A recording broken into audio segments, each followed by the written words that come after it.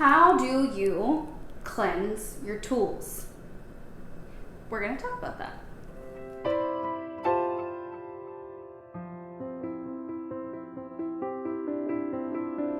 Hey everybody, welcome back. If you're new here, my name is Amy. I am a witch, a spiritual guide, and an energy healer. I don't know why I pointed myself like that, but it's just what I do.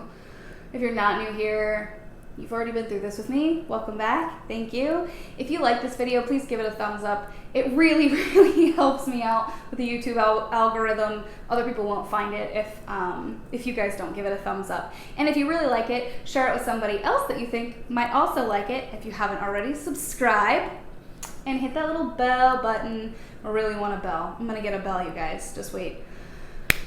And without further ado, let's talk about how to cleanse your tools. Today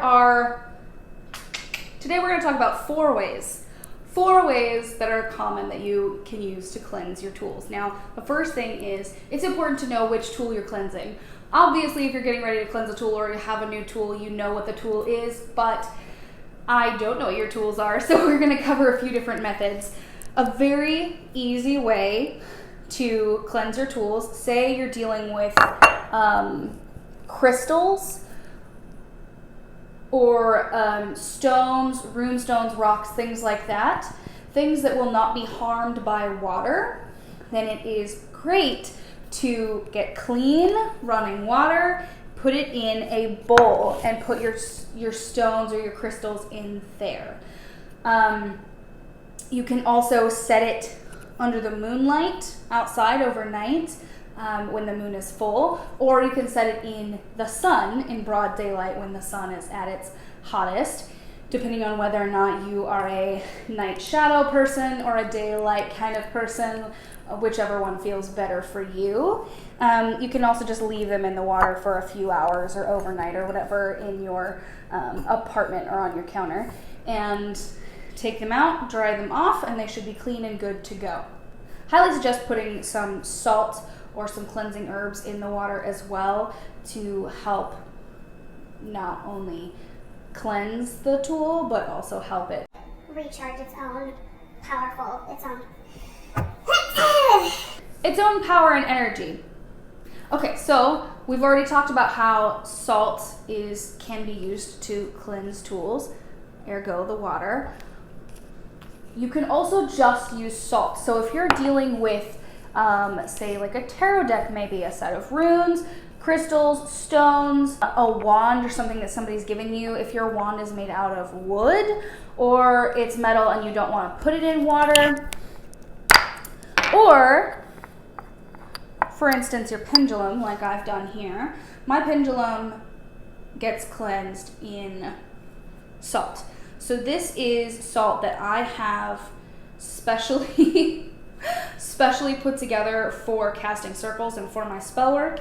It has some essential oils in it. It also has smoke from very specific incense, and I think there's dragon's blood and sandalwood in here, and sage. And it smells like it's been infused with the essences of these things. So I like to use it to keep my pendulum in a neutral, calm, and clean state. I often just keep my pendulum in here, but if you're dealing with something larger, you can just get a plate or a tray or something like that, pour some salt in. You can get salt in very large quantities at any grocery store, and just place the item in the salt so it's either at least on a complete bed of salt or completely covered in salt. And then just give it some time. Wait overnight, wait for 3 days, stick it under the light of the full moon or in the sun, and come back to it when you feel like it is done. Now, if you're dealing with things that really shouldn't be submerged or changed, or if you don't have a lot of time, there's a couple of other things that you can do. You can, for instance, say it's a crystal or a tarot deck, you can use a smudging stick of sage, or if you identify or resonate with another type of incense, specifically like dragon's blood or sage or sandalwood or what have you, you can light the incense or the sage, hold the item over it, and just let the smoke encompass the item. They're essentially smudging or cleansing the item like you would your own home or like you would your circle when you cast it. Very simple, super easy, and it only takes a matter of seconds or minutes depending on how long you want this to go on. When you're done, you're good to go, and you can go ahead and use the item.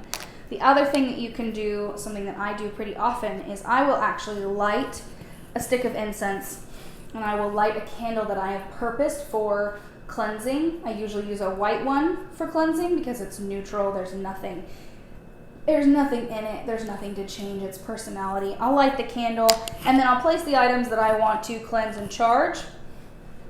This is kind of a cleansing and charging method. So then I'll place the items that I want to cleanse and charge within the light of, and within the light of the candle, so around the candle I'll arrange these items, and then also within the vicinity of the smoke of the incense. So the smoke of the incense is kind of like wafting around, and the items are sitting within range of the flame on the candle. Obviously you want to do this on a surface where you're not going to start a fire. Always be safe with candles, always be safe with fires. Any kind of flame at all. And this is actually a method that I use pretty often. This is how I cleanse and charge my tarot decks before I do my readings. And you can also cleanse and charge multiple items this way. So you can put your decks out in a row, or you can put all of your crystals out here, depending on what they're for. And then just let it all burn down until you feel like you're good to go. And then you're done.